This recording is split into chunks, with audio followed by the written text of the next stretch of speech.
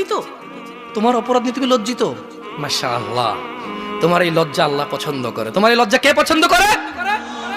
তোমার এই চিন্তা কে পছন্দ করে? তোমার এই ব্যথা কে পছন্দ করে? তাই তোমার রব তোমাকে বলছে ইল্লা মান তাব, তবে যে কোনো অপরাধী হোক, তবে মান তাব, যে অপরাধকে ছেড়ে দিয়ে ভালো পথে চলে আসে, ফিরে আসে। তওবা মানে ফিরে আসা। তওবা মানে কি?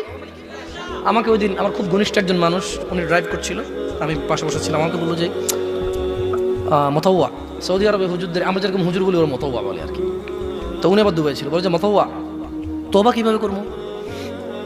আমি খুব পেরেশান হয়ে গেছি যে তওবা কিভাবে করবে। বললাম যে তওবা মানে তো ফিরে আসা। ধরেন আপনি কোনো কাজে লিপ্ত আছেন, মানে যে কোনো কাজ যেটা অপরাধ, যেটা কি তওবা মানে কি বলে দেবো আপনাদের?